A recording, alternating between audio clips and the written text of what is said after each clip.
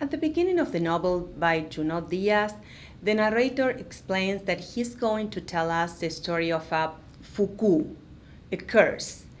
He even provides a scientific name for the curse, Fuku americanus. This curse is responsible for all the catastrophes in the novel.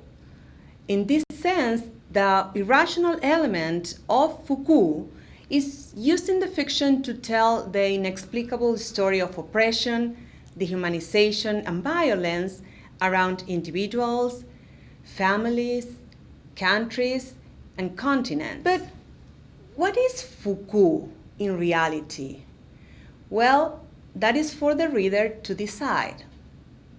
The purpose of the course is to engage students with literary texts, some of them written originally in Spanish and translated into English, to promote a political reading. It's not about reading political texts, it's about reading politics in fiction.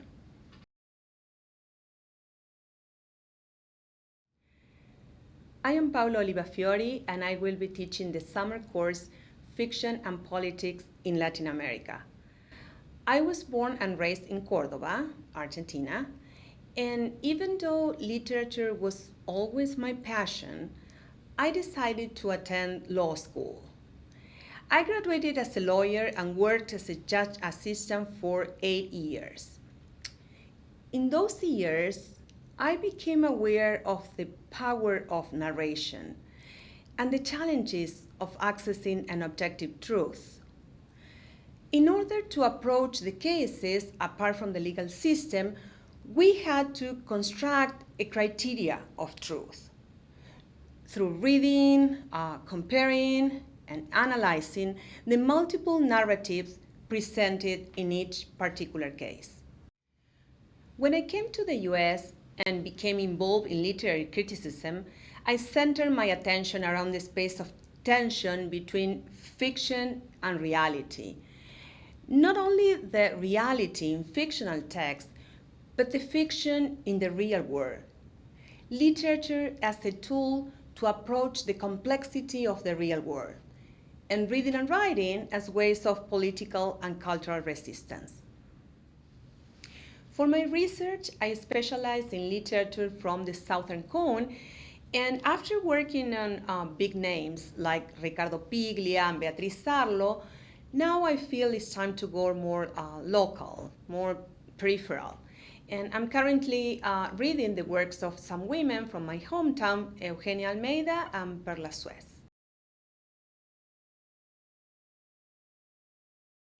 It means that we constantly need to rethink politics beyond the ideas of government and traditional political institutions. Fictional texts construct discourses that are neither true nor false, but they offer a possibility to tell us more about reality, maybe a reality that we cannot see in another way. As an example, The Brief and Wondrous Life of Oscar Wilde, the novel by Junot Diaz that we're going to discuss, seems to have it all. It will serve as a base to discuss the effects of colonization, patriarchy, interventionism, hegemony, the African diaspora, hybridity, code switching, political and cultural resistance. From this platform, we will explore and expand each topic using other literary texts.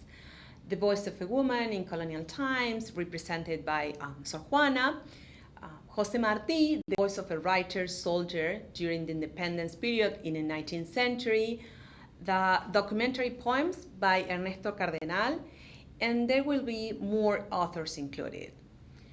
One important thing is this is not a course about theory.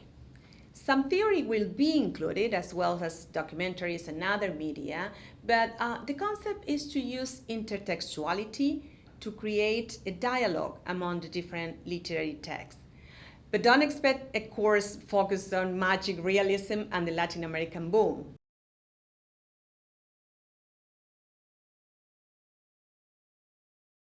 This is a very complex novel, but very fun to read.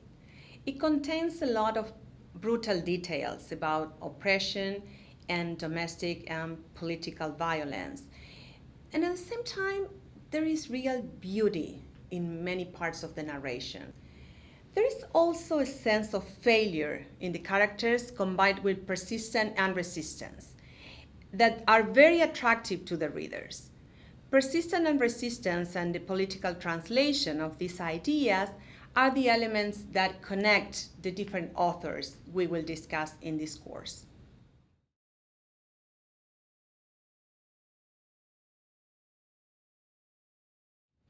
I think it was a conscious decision to move away from texts that have been widely discussed and that in some way still seem to represent a kind of essence of the Latin American literature.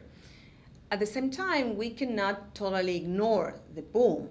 In fact, we are going to read fragments of 100 Years of Solitude to approach the topic of interventionism and the so-called banana republics. Students of any sort, a background in literature is not required or expected. Either if you have a connection with Latin America or you have little knowledge about the region but you're curious to learn more, this class is for you.